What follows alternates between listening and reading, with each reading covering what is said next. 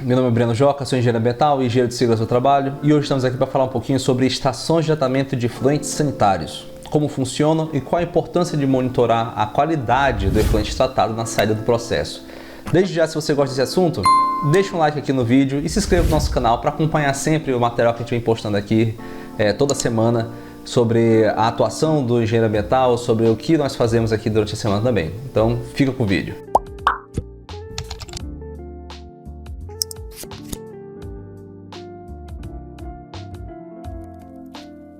Coleta e tratamento de efluentes sanitários é um desafio urbanístico de longa data na história da humanidade. Basta lembrar que a partir do momento que os homens começaram a sair do seu estado nômade para assumir realmente um polo urbano, crescer e desenvolver vilas e cada vez mais acumular pessoas em um espaço só, tanto a parte de geração de resíduo sólido como a parte de geração e contribuição de efluente sanitário cresceu demais. Isso levou a uma série de novos desafios dentro do contexto urbano, como o surgimento de doenças que são totalmente relacionadas à falta de saneamento básico dentro de uma cidade. Basta lembrar que nem todas as cidades da antiguidade possuíam um sistema de tratamento de efluente sanitário como se tem hoje. Então eles preferiam coletar, mesmo de forma rudimentar, esse efluente sanitário e descartar no corpo hídrico próximo. E geralmente era o mesmo corpo hídrico que era utilizado para abastecimento, alimentação ou navegabilidade.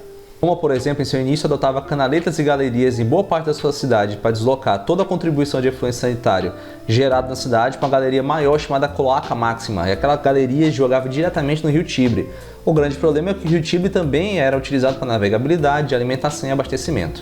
E lá aconteceram alguns avanços na antiguidade na área de saneamento básico, como por exemplo a criação de banheiros públicos, chafariz, a diferenciação da água de chafariz tratada para uma água residuária, por exemplo, e o seu descarte diferente. E é do latim mesmo o conceito de sanear ou limpar, purificar, que no caso era limpar ou purificar uma cidade ou um centro urbano, evitando que aparecessem mazelas por conta de impurezas ou de sujeiras, entre outras coisas. O rio Tibre teve a capacidade de dispersar esse efluente sanitário por um bom tempo.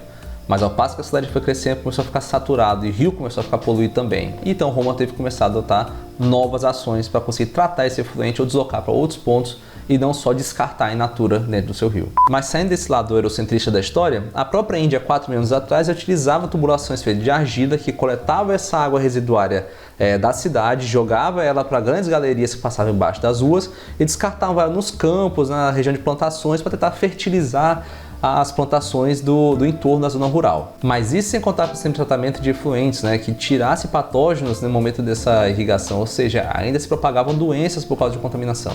Caiu o Império Romano e agora ficamos 10 séculos sem grandes avanços na área da hidráulica e do saneamento básico. Mas acontece um pequeno detalhe aqui. O saneamento básico deixa de ser algo do Estado e passa a ser algo de responsabilidade direta da população.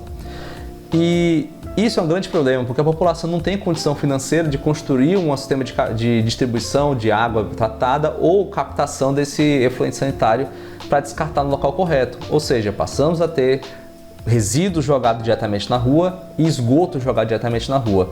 Não à toa que na Idade Média passamos a ter também grandes momentos com pragas e doenças e epidemias que dizimaram parte da população e são conhecidos até hoje na história. E foi por conta do inchaço populacional dentro do período da Revolução Industrial que as coisas começaram a mudar, porque ficou difícil administrar tanto resíduo e tanto excremento lançado nas ruas. Então, as ruas começaram a ficar cada vez mais insalubres e as casos de doenças começaram a aumentar cada vez mais.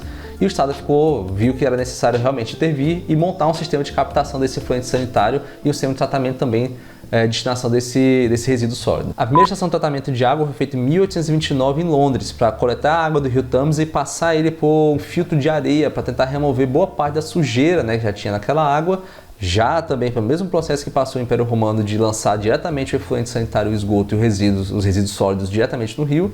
Então filtrar aquela água com areia e jogar no sistema de abastecimento público. Mas foi com a evolução da medicina que as coisas realmente começaram a avançar bem mais nessa área, pois realmente começaram a mostrar o elo entre o lançamento de efluente sanitário in natura nos rios e o consumo dessa água com o surgimento de doenças como cólera e febre tifoide dentro das cidades. Com toda essa evolução, em 1874 que foi realmente trabalhada a ideia de tratar o esgoto antes de lançar ele no rio. A partir daí começamos a chegar em sistema de tratamento de esgoto parecido com o que temos hoje, com filtragem e cloração. Já no estado do Brasil, essa questão de saneamento demorou um pouquinho mais.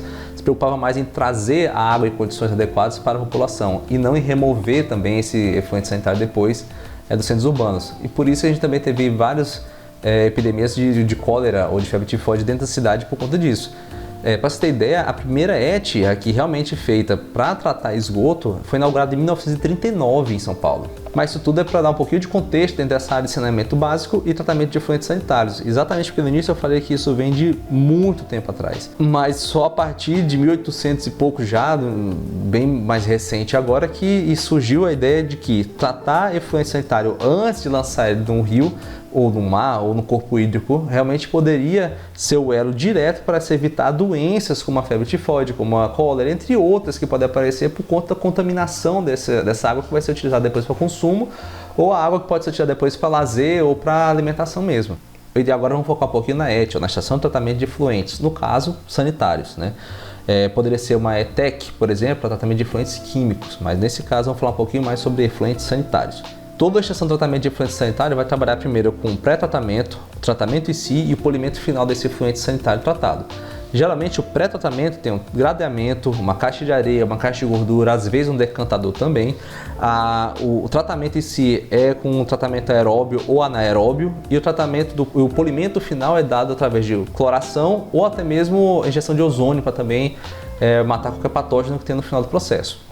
No gradeamento se faz a remoção do material bruto que vai também no efluente sanitário. E é incrível como se encontra coisas bizarras também que são descartadas na descarga. Ou às vezes arrastadas também dentro das galerias.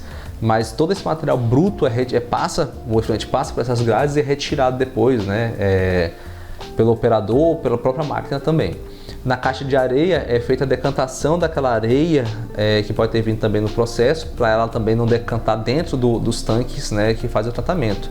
Na caixa de gordura ele é reduzida a velocidade e é feita a separação. Se tiver algum efluente oleoso, alguma gordura por algum tipo de lançamento ou outro, ela vai subir e o efluente vai passar. Então é feita também a remoção desse. Então já temos a remoção do efluente, do resíduo grosseiro, da areia que poderia vir junto também nas galerias e da gordura também que poderia ter vindo também nesse processo. Isso tudo no pré-tratamento. Mas a mágica que acontece mesmo no tratamento aeróbio e anaeróbio, onde bactérias trabalham com e sem oxigênio, e são essas bactérias que conseguem fazer a remoção dessa carga orgânica. Algumas ETs trabalham só com tratamento aeróbio e outras com anaeróbio, mas os dois juntos, posso dizer por experiência própria, conseguem fazer uma redução muito boa de toda a parte de material que poderia ter naquele efluente ainda, devolvendo no final um efluente que está pronto para ser polido já com cloração ou com injeção de ozônio. Então você tem um efluente sem cor e sem cheiro. Existem vários parâmetros interessantes na hora de você analisar como é que foi a evolução desse efluente sanitário, mas acho que tem dois que são bem interessantes de ressaltar aqui, a DBO e a DQO. Na DBO você tem a quantidade de oxigênio necessário para as bactérias para fazer a redução, a oxidação na verdade, dessa matéria orgânica presente no efluente sanitário. O que é diferente, por exemplo, da DQO. A DBO não trata diretamente da redução de matéria química, e sim matéria orgânica. Já na DQO você consegue avaliar a quantidade de oxigênio dissolvido para fazer a redução de uma matéria química nesse efluente. É importante saber como está o tratamento da sua ET, qual é a eficiência dela, exatamente porque existe um compromisso assumido com o órgão ambiental, no caso do lançamento, né, da sua ET para o corpo hídrico próximo. Ou seja, você assumiu que você está lançando dentro de X parâmetros. Então é interessante saber sempre como a ET está, como o tratamento está evoluindo, qual é a eficiência da sua ET e ter os laudos disso aí para acompanhar sempre, ter a evidência também de que foi feito o acompanhamento total. Ou seja, se tiver um questionamento, está aqui a documentação que foi feita, todo o acompanhamento antes, todo o laudo assinado que essa ET sempre esteve no histórico de tratamento adequado.